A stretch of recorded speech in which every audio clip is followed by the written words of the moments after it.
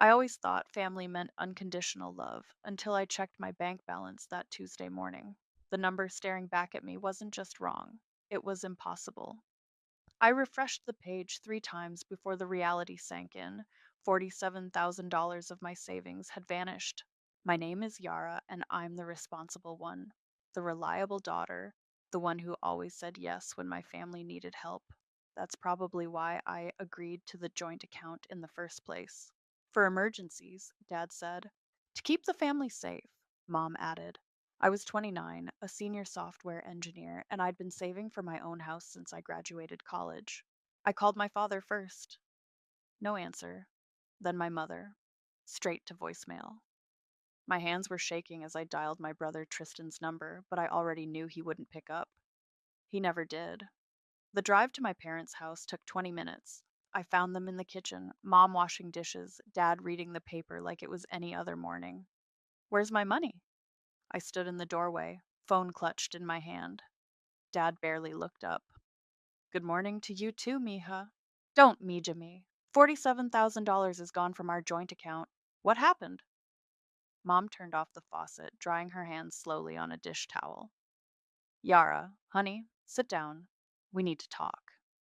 No, I don't want to sit. I want answers. Dad folded his newspaper deliberately. Your brother needed help. We handled it. The room started spinning. Handled what? Tristan got into some trouble with gambling debts. Mom's voice was barely a whisper. There was this man, Ramon. You took my house down payment to pay off Tristan's bookie? The words felt like acid in my mouth. We had no choice, Dad snapped. This man was dangerous. Tristan could have been hurt. And what about me? That was my money, my future. Mom started crying, her go to move whenever things got uncomfortable. You're being selfish, Yara. This is family. Tristan needed us. Selfish? I laughed, but it came out more like a sob. I've given you everything I could since I was 18. College fund for Tristan? I helped. New roof? I paid. Car repairs? Emergency dental work? All me. When do I get to stop being the family ATM? Dad stood up, his chair scraping against the tile. That's enough. You have a good job, a nice apartment. Your brother has nothing. We raised you better than this. Better than what? Better than expecting to keep my own money? Money comes and goes, Mom said, wiping her eyes. Family is forever. I left before they could see me cry.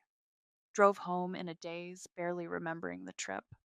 My phone buzzed with text messages, probably more guilt trips from Mom, but I ignored them. That night, my phone rang. Dad's number. I almost didn't answer, but something made me pick up. Silence on the line. Then I heard voices. Dad must have pocket dialed me. Finally settled Tristan's debts with Yara's money. Dad's voice, distant but clear. He was talking to someone else. Francisco, that's terrible. Aunt Ruby's voice. Does she know how much? She found out today. Made a scene about it, too. Acting like we stole from her. You did steal from her. It was a joint account. Perfectly legal. Besides, what's she going to do? She always falls in line eventually. That's why we put the account in her name. She's the responsible one. And Tristan? Dad laughed. He's young. He'll figure it out. At least now we don't have Ramon breathing down our necks. I sat there listening, my whole body numb. They hadn't just taken my money, they'd planned it, used me, because I was reliable, because I always said yes. The call ended abruptly. Dad must have realized his phone was on. Within seconds, my screen lit up with a text from him. Sorry, pocket dial. I stared at those 2 words for a long time. Sorry.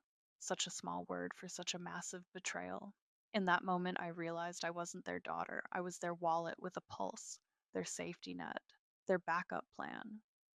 My phone buzzed again. A text from Tristan. Hey sis, heard you're upset. Can we talk? I didn't respond. Instead, I opened my laptop and started a new document. At the top, I typed financial transactions, Martinez family, 2020 2023. Below that, I began listing dates, amounts, and patterns I'd noticed over the years. They thought they knew me. Reliable Yara. Responsible Yara. Yara who always forgives. But they had no idea what they'd just created. Because the thing about responsible people, we keep receipts, and I was about to show them exactly how responsible I could be. You're not going to like what I found, I told Fiona, sliding a folder across her desk. 3 weeks had passed since discovering the theft, and I'd spent every free moment building my case. Fiona, my former college roommate turned corporate attorney, opened the folder and started reading. Her eyebrows climbed higher with each page. Jesus, Yara, she looked up. These transfer patterns, they've been bleeding you dry for years. Keep going. I pointed to the last page. Check the signature on that loan document. She squinted at the paper. This is dated 2 years ago. A co signed personal loan for $20,000? That's not my signature. Shit! Fiona leaned back in her chair. They forged it? Tristan did, probably with Dad's blessing. I pulled out my phone, playing the recorded conversation from last week. Mom's voice filled the room. Just sign it like you did last time, honey. Yara won't mind. Fiona rubbed her temples. You know what this is, right? It's not just theft anymore. We're talking fraud, identity theft, possible tax evasion. I know exactly what it is. I met her eyes. That's why I'm here. What do you want? I want everything they took from me, not just the money, the dignity, the respect. I want them to face consequences for once in their lives. Fiona stood up and walked to her office window. Remember when we were sophomores and that guy stole your research project? I smiled despite myself. You helped me prove he plagiarized it. And he got expelled. She turned back to me. This is bigger than that, Yara. This is family. If you start this fight, there's no going back. No family dinners, no holidays, no reconciliation. They already killed all that when they stole my future. A memory hit me suddenly, standing in my parents' backyard 3 years ago, watching workers replace the roof. I'd just sold my travel fund, money I'd saved for a dream trip to study abroad in graduate school. Mom had hugged me, saying how blessed she was to have such a giving daughter. Now I wondered if they'd use that money for Tristan too. Fiona, I said quietly, I need your help, but I need to do this right. She sat back down, pulling out a legal pad. Revenge is a loaded gun. If you fire it, be ready for the kickback. I'm ready. Okay. She started writing. First, we document everything, every transfer, every forged signature, every recorded conversation. Then we start building the paper trail. My phone buzzed. Another text from Mom. Family dinner Sunday? Tristan misses you. I showed it to Fiona. Don't respond, she advised. From now on, everything goes through me. No direct contact unless absolutely necessary. What's our first move? The bank. She tapped her pen against the desk. That joint account? We're going to have it audited. Every transaction flagged as suspicious, every gift over the tax free limit reported. They'll know it was me. Of course they will, but they won't be able to prove it. She leaned forward. Listen carefully, Yara. I can help you, but after this, you don't go back. You hear me? This ends with them facing real consequences. My phone buzzed again. Dad this time. Your mother's crying because you won't answer her texts. Is this how we raised you? I turned off my phone. Tell me what to do next, I said. Fiona handed me a business card. This is Sandra from the bank's fraud division. Call her tomorrow. Express concern about unauthorized transfers from your joint account. Ask questions. Plant seeds of doubt. And then? Then we wait, let the system do its job. She started making notes. Meanwhile, we'll gather evidence about that forged loan signature. That's your nuclear option if we need it. I thought about all the times I'd backed down, stayed quiet, been the good daughter, all the dreams I'd sacrificed because family came first, all the times Tristan got bailed out while I paid the price. One more thing, Fiona said, looking up from her notes.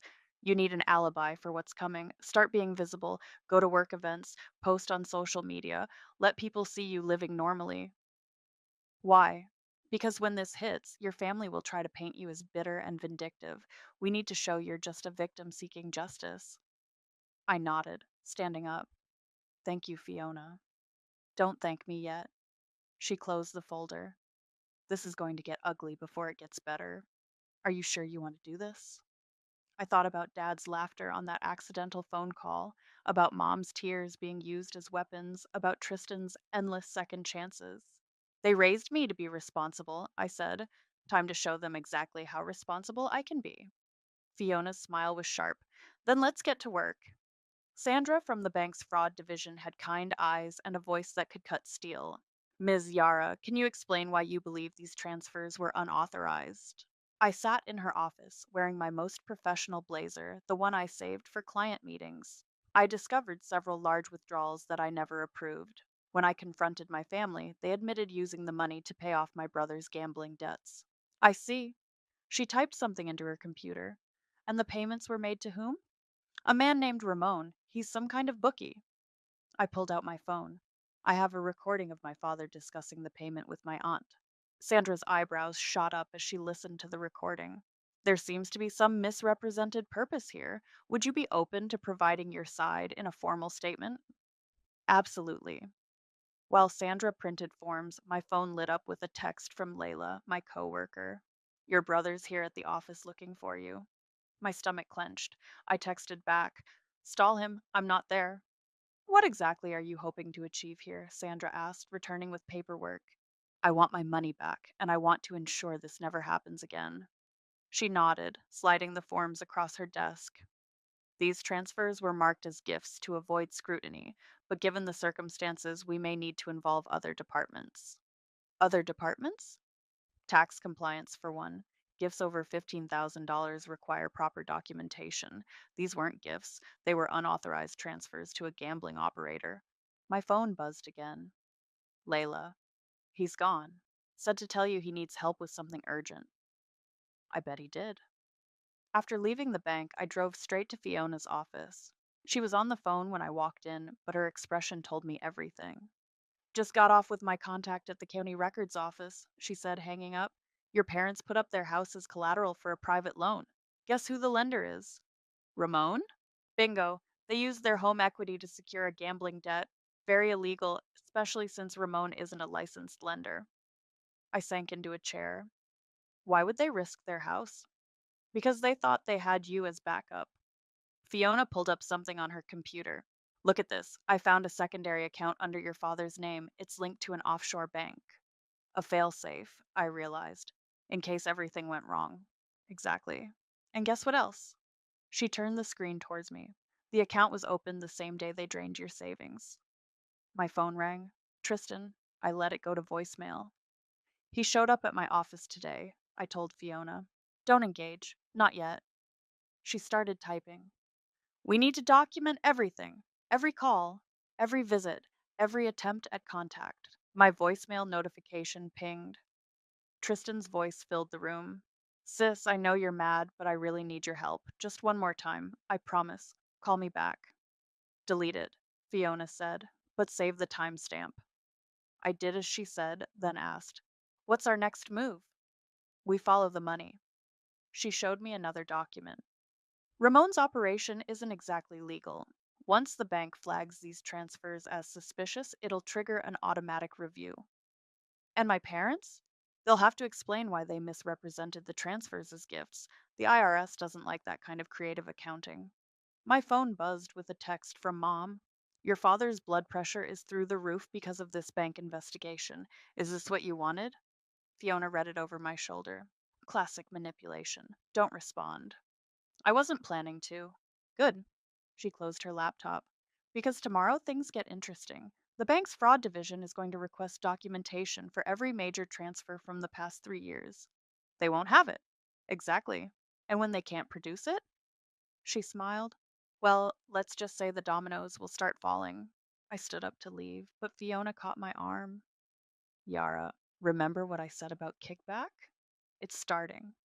They'll try to guilt you, shame you, maybe even threaten you. Are you ready for that? I thought about the text from Mom, about Tristan's desperate voicemail, about Dad's hidden account. They taught me everything I know about responsibility, I said. Time for their lesson plan to backfire. As I walked to my car, another text came through, this time from Aunt Ruby. I know what they did to you. When you're ready to talk, I'm here. I showed it to Fiona, who was walking me out. Keep that one close, she advised. We might need her later. The sun was setting as I drove home, casting long shadows across the city. Somewhere out there, my family was probably having dinner, making plans, thinking they still had control. They had no idea what was coming. The first crack appeared exactly where Fiona predicted, in the tax paperwork. I was at work when my phone lit up with her message. They filed the transfers as gifts. IRS flagged it. Meeting in 20? I found her in her office, surrounded by documents. Your parents filed 6 separate gifts to Tristan last year, she said without looking up. All just under the reporting threshold. Very convenient. Too convenient? Way too convenient. The IRS loves patterns like that. She handed me a paper. They call it structuring. It's a huge red flag. My phone rang. Tristan again. This time I answered and put it on speaker. Sis, his voice cracked. Please, I need to explain. I'm listening. Look, I messed up. I know that, but I'll pay you back someday, I swear. Just, can you call off these investigators? I caught Fiona's eye. She nodded, pressing record on her phone. How exactly did you plan to pay me back, Tristan? I I don't know yet, but I will. You know me, I always figure something out. Like you figured out how to forge my signature on that loan? Silence. Yeah, I know about that too. That wasn't. Mom and Dad said it would be okay. They said you'd understand. Understand fraud? Don't be dramatic. His voice hardened. They were right. You always think you're better than us. The line went dead. Fiona stopped recording. Well, that was helpful. How so? He just admitted to the forgery and implicated your parents as co conspirators. She added the recording to her evidence file. Plus, it shows a pattern of behavior. They knew what they were doing was wrong. My laptop pinged with an email from Sandra at the bank. Meeting requested. Urgent matter regarding account activity. 20 minutes later, we sat in Sandra's office. She looked grave. We've completed our initial review, she said, sliding a folder across her desk. These transactions raise several concerns. First, the gifts were structured to avoid reporting requirements. Second, we found evidence of possible identity theft. The loan, I said. Yes, and there's more. She pulled up something on her screen. Your father's secondary account? It's linked to a series of suspicious wire transfers. Fiona leaned forward. Money laundering? We can't confirm without a full investigation. But Sandra met my eyes. There seems to be some misrepresented purpose here. Would you be willing to provide a formal statement? About everything? Everything. I looked at Fiona, who nodded. Tell them. For the next hour, I laid it all out. The years of financial abuse, the forged signatures, the recorded conversations. Sandra took detailed notes. One last thing, she said as we finished. We'd like to verify this signature. It lists you as a co-signer in 2021. I felt the room tilt as she showed me the document. Another loan, one I'd never seen before. That's not my signature either. Sandra's expression hardened. That's what we suspected. Back in Fiona's office, my phone exploded with texts. Mom, the bank called your father. What have you done? Dad, call me immediately. Tristan, you've ruined everything.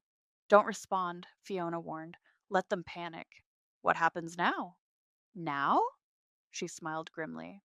Now we wait for the IRS to do their job. And believe me, they're very good at their job.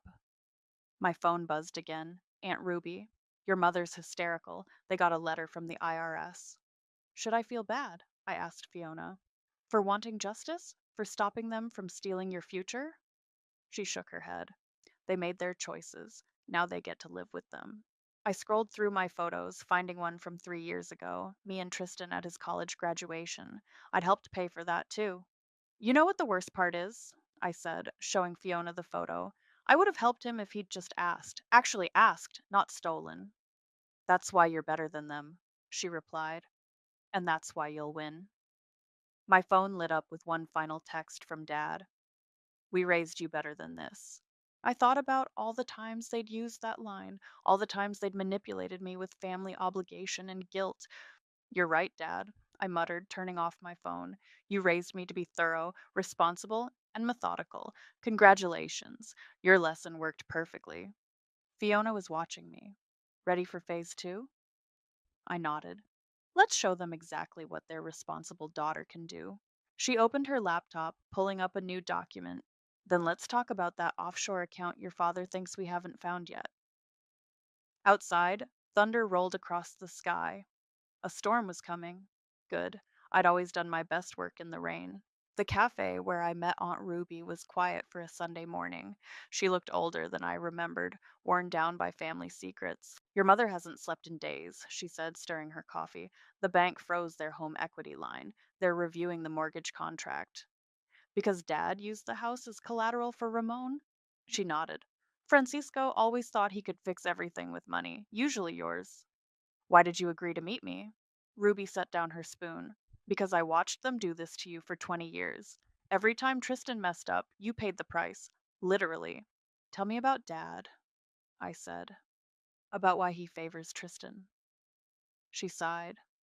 Your father was 19 when Tristan was born. Scared, overwhelmed. He saw himself in your brother, all that charm, all that potential. But you? She reached across the table, touching my hand. You were different, strong, independent, like your grandmother. The one who cut Dad off? For the same reasons you're fighting back now. He took advantage, thought family meant unlimited chances. My phone buzzed. Mom calling. I declined it. They got another letter yesterday, Ruby said. From the IRS this time. Margaret burst into tears, called me crying about how you're tearing the family apart. I'm tearing it apart? They stole my house deposit, forged my signature, used me as their personal bank for years. I know. Ruby pulled out her phone, showing me a text from Mom. We were just trying to make it fair. You always had everything together. I laughed bitterly. Everything together? I worked 2 jobs through college, lived on ramen, saved every penny while they handed Tristan everything. Francisco thought he was protecting him. Ruby's voice was tired. He didn't want Tristan to struggle like he did, but he forgot about you. No, I corrected her. He took advantage of me. My phone lit up with another text. Layla, your brother's here again, looking rough. Does Tristan know? Ruby asked. About the investigation? He knows something's wrong. Keeps trying to see me at work. Be careful, she warned. He's desperate. Ramon isn't exactly the forgiving type. I showed her the documentation I'd gathered, the transfers, the forged signatures, the recorded calls. Her hands shook as she read. This will destroy them, she whispered. They destroyed themselves. I'm just providing evidence. Ruby's phone chimed, Dad calling. She answered on speaker. Have you talked to her? His voice was strained. Yes. And? She has proof, Francisco. Of everything. Silence. Then, tell her to stop this. Now, before she ruins this family. The family's already ruined, Ruby replied. You did that yourself. She hung up, meeting my eyes. What do you need from me? Just the truth. When they ask, tell them what you've seen, what they did. They'll never forgive me. Welcome to my world. As if on cue, my phone buzzed with a text from Mom. We raised you better than this. Family forgives. Funny how forgiveness only goes one way. Ruby muttered, reading the text. They take and take, but the moment you stand up for yourself, I'm the villain, I finished. No. She squeezed my hand. You're the wake up call they never wanted.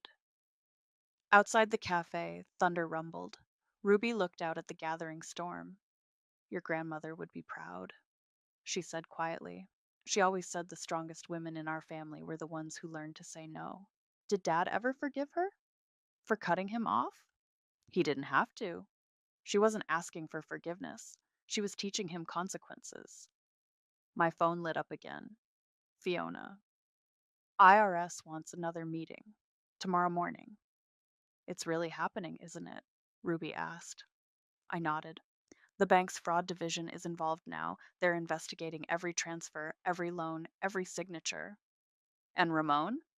His operation isn't exactly legal. Once the investigation starts. Jesus. Ruby closed her eyes. Francisco has no idea what's coming. He never thought I'd fight back. None of them did. She gathered her purse, standing. Do you want to know the real reason I'm helping you? Why? Because 20 years ago, I watched my sister become someone I didn't recognize, someone who'd hurt her own daughter to protect her son. Maybe this will wake her up. As she left, my phone chimed one final time. A text from Dad. Whatever you're doing, stop it now. This isn't you. I stared at those words, thinking about Ruby's story, about Dad's fear of struggle, about Mom's endless excuses for Tristan. You're right, I whispered to the phone. This isn't me. This is who you created. Outside, the storm finally broke. Rain pounded against the windows, washing everything clean. The IRS office was colder than I remembered. Agent Phillips hadn't smiled once during our meeting, but her eyes sparked with interest as she reviewed the documents. These gift declarations, she said, tapping her pen against the folder. Your parents filed them separately to avoid the reporting threshold. Classic structuring. Fiona, sitting beside me, nodded. And the transfers to Ramon? Mischaracterized as gifts to avoid scrutiny. We're particularly interested in the offshore account. My phone vibrated, Layla again. Your brother's getting worse. He tried to access your computer today. Security removed him. Ms. Yara, Agent Phillips continued, we'd like your permission to expand our investigation. These patterns suggest a longer history of financial misconduct. How far back? At least 5 years, possibly more. I thought about all those years of emergency requests, of guilt trip loans, of watching Tristan get bailed out while I paid the price. Do it, I said. My phone lit up with a text from Mom. The mortgage company called. They're reviewing our loan. Please stop this madness. Agent Phillips noticed the message. Are they attempting to contact you directly? Constantly. She made a note. All communication should go through legal channels now. We've flagged multiple violations, including tax evasion and fraudulent gift reporting. Fiona's phone buzzed. She read the message and touched my arm. The bank just called. They found something else. 20 minutes later, we sat in Sandra's office at the bank. She looked grim as she pulled up a document on her screen. This credit card application was submitted 2 years ago, she said. In your name. I felt the room tilt. I never applied for a credit card through this bank. We know. She turned the screen toward me. Because this signature doesn't match your others. It's another forgery. Fiona leaned forward. How much? The credit limit was 20,000. It's currently maxed out. My hands started shaking. Who made the charges? Sandra pulled up the transaction history. Most were cash advances, withdrawn by someone using your PIN. A PIN I never created. Exactly. She pressed a button on her phone. Security, please send up the video footage we discussed. Minutes later, we watched grainy ATM footage of Tristan withdrawing cash using my card. Multiple times, different dates. The credit officer said, we'd like to verify this signature. It lists you as a co-signer in 2021. I felt the room tilt. Identity theft, Fiona said quietly. Clear as day. My phone rang. Aunt Ruby. I answered on speaker. Yara, you need to know something, she said quickly. Tristan's at your parents' house. He's talking about leaving the country. Something about Ramon coming after him. Fiona straightened. When? Tonight, maybe tomorrow. Francisco's trying to talk him down. After the call, Sandra looked at me. Do you want to press charges? For the identity theft? For all of it. The forgeries, the unauthorized transfers, the credit card fraud. We have enough evidence now. My phone buzzed with a new text from Ramon himself. Your brother owes me more than money now. Better hope he runs fast. I showed it to Fiona. That's witness intimidation, she said. Add it to the file. Sandra was still waiting for my answer about pressing charges. I thought about Tristan planning to run, about Dad trying to protect him one last time, about Mom's tears and guilt trips. Do it, I said. All of it. It'll mean criminal charges, Sandra warned. Your parents could face serious consequences. They already do, I replied. They just don't know it yet. Back in Fiona's office, Layla called with an update. Security found something on your brother's phone when they took it. He was trying to access your work accounts. Why? Looking for money, probably. He seemed desperate. Another text came through from Mom. We were just trying to make it fair. You always had everything together. Fiona read it over my shoulder and snorted. Everything together? Is that what they call working yourself to exhaustion while they robbed you blind? They never saw it that way, I said. They saw an ATM with a pulse. Well, this ATM just shut down their whole operation. She started gathering the documents. I'm submitting everything to the DA tomorrow morning. Are you ready? I looked at the stack of evidence. Years of theft and lies, all carefully documented. The forged signatures, the fake credit cards, the offshore accounts, all of it leading back to the people who were supposed to protect me. They raised me to be responsible, I said. Time they learned what that really means. My phone lit up one last time. Dad, whatever happens next is on you. For once, I replied, You're right. It is. Then I turned off my phone and watched the sun set through Fiona's office window, knowing that tomorrow everything would change. And I was finally ready. The moving truck arrived at my parents' house on a Wednesday morning. I watched from my car across the street as they loaded furniture I recognized from childhood. Mom's antique dining table, Dad's leather armchair, the cabinet that held all our family photos. My phone buzzed. Fiona. It's done. DA filed charges this morning: identity theft, tax evasion, fraud. Want company? No, I texted back. I need to see this alone. The bank had frozen their accounts 3 days ago. The IRS placed liens on their property yesterday. The mortgage company called in their loan after discovering the illegal collateral agreement with Ramon. It all happened faster than anyone expected. Aunt Ruby approached my car, tapping on the window. I rolled it down. Tristan's gone, she said without preamble. Left last night. No one knows where. And Ramon? Looking for him? Your parents are. She glanced at the house. Well, you can see. Mom appeared on the front porch, looking small and lost. She spotted my car and froze. Even from here, I could see her hands shaking as she pulled out her phone. My phone lit up with her message. Are you happy now? Ruby read it and sighed. She still doesn't get it, does she? Neither does Dad. As if summoned, he emerged from the house carrying boxes to his car. He looked older, defeated. The man who'd always seemed larger than life now appeared small against the backdrop of his crumbling world. My phone rang, an unknown number. I answered cautiously. Sis? Tristan's voice was barely recognizable. I messed up, really messed up this time. Where are you? Can't say. Ramon's people are. I need help, money, anything. I laughed, but there was no humor in it. You're still asking me for money? Please, I'm scared.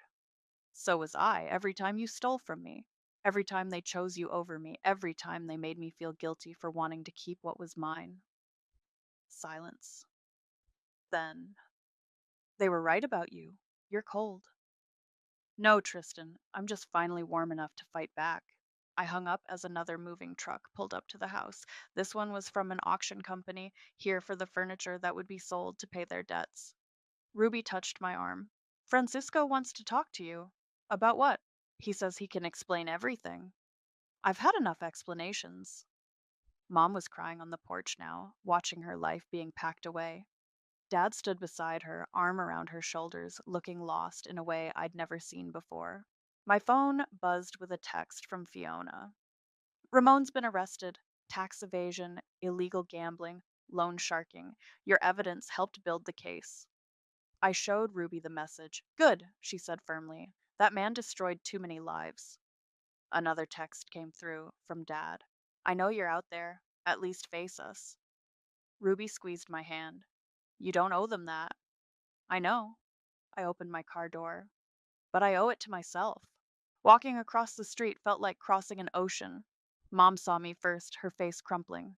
Why? She whispered. We're your family. No, I said quietly. I was your ATM. Tristan was your family. Dad stepped forward. Everything we did was theft. I cut him off. Fraud, crime, not love, not family. We were protecting your brother while destroying me. I met his eyes. Did you ever think about that? Mom reached for me. I stepped back. Please, she begged. We can fix this. No, we can't, because this isn't revenge. I looked at the moving trucks, the boxes, the dismantled life they'd built on stolen money. This is rebalancing. Dad's face hardened. You've ruined us. You ruined yourselves. I just provided the evidence. My phone buzzed. Fiona again. Police want to interview your parents today. I showed them the message. Mom started crying harder.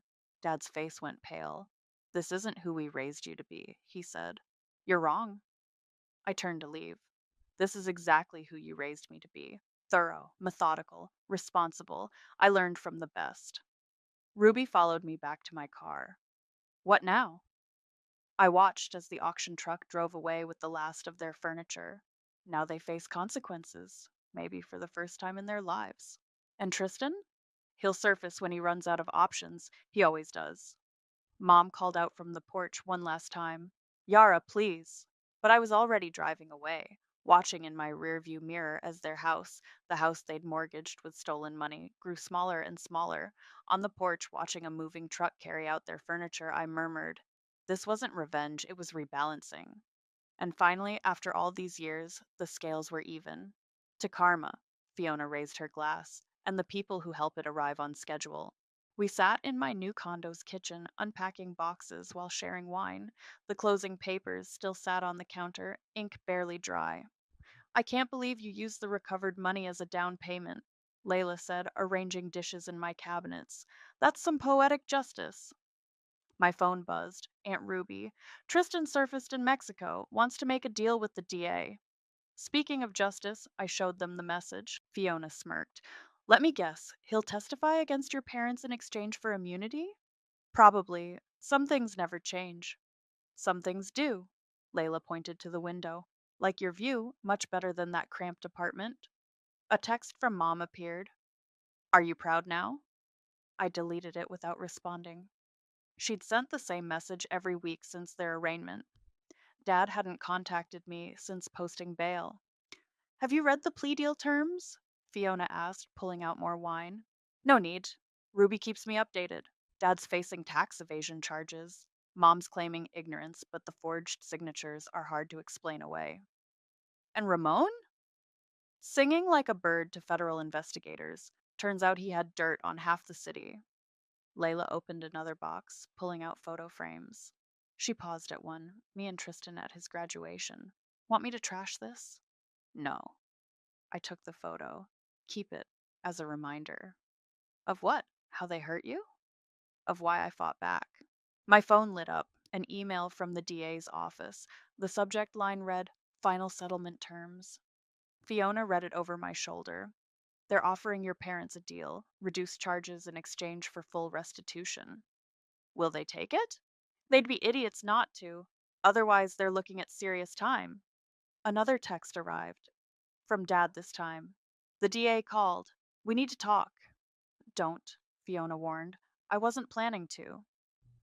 Layla finished with the photos and started on my books. You know what's crazy? After everything they did, they still think you're the bad guy. Because I stopped being their ATM? Because you showed them consequences exist. My doorbell rang. Ruby stood outside, holding a box. Found these while helping them pack, she said, setting it down. Thought you might want them. Inside were old report cards, academic awards, newspaper clippings about my coding competitions, things I thought they'd thrown away. They kept them? I whispered, in Francisco's office, hidden behind Tristan's sports trophies. My phone buzzed again. The DA. Your brother's testimony has been recorded. Trial dates will be set next week.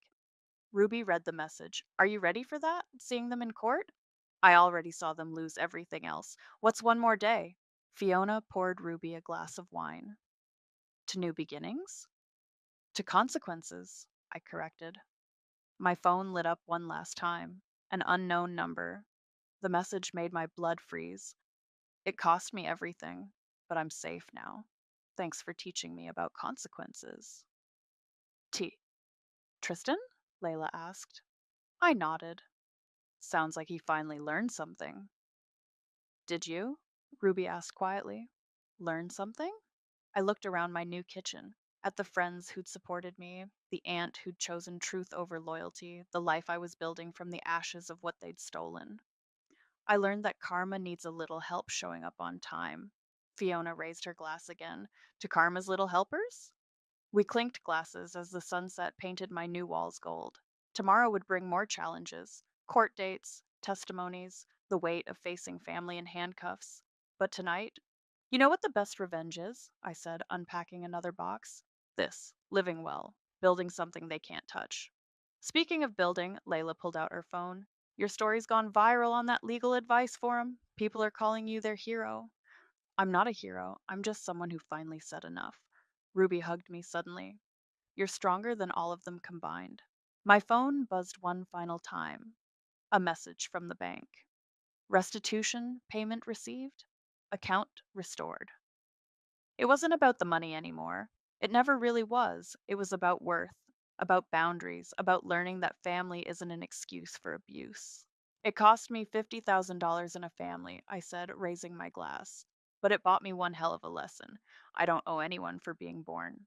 The others raised their glasses too, and in that moment, surrounded by boxes and hope and hard won freedom, I finally felt rich in all the ways that mattered. Not because of what I'd gained, but because of what I'd refused to lose my dignity, my future, and most importantly, myself.